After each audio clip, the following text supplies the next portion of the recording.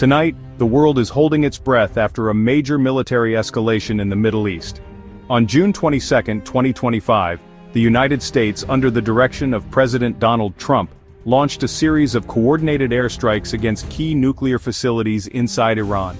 These attacks represent the most direct military confrontation between the two nations in decades. The core issue at the heart of this conflict is Iran's nuclear program. For years, Western powers and Israel have feared that Iran is secretly trying to build nuclear weapons, while Iran has always insisted its program is for peaceful purposes. The recent airstrikes, however, have brought this long-simmering conflict out into the open.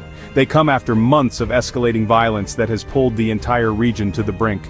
President Trump framed the U.S. action as a necessary step to neutralize what he called the Iranian nuclear threat. He positioned the attack not as an act of war, but as a preventative measure designed to enforce peace through strength. However, for many around the world, this move looks less like a conclusion and more like the beginning of a perilous new chapter. To understand how we arrived at this moment, it's crucial to look back at the chain of events that led to the U.S. airstrikes. The groundwork was laid with President Trump's decision to withdraw from the 2015 Iran nuclear deal. After the U.S. withdrawal, Iran expanded its nuclear activities, reigniting fears in Washington and Tel Aviv. The conflict between Israel and Hamas sent shockwaves, empowering Iran-backed groups. In early 2025, Israel launched direct missile strikes against Iran, a significant escalation. Iran retaliated with drone and missile strikes, crossing a major red line. This led to a dangerous cycle of escalation and ultimately, American military intervention in June 2025. President Trump authorized U.S. forces to join Israel's campaign. American B-2 bombers struck key Iranian nuclear sites. Trump announced a major victory, leaving the world to wonder what would happen next. The American airstrikes targeted three key locations in Iran's nuclear infrastructure: Natanz, Fordo, and a facility near Isfahan. Natanz is a vast complex with halls of centrifuges for uranium enrichment, partially built underground. Fordo, heavily fortified inside a mountain, was believed to be capable of high-level enrichment.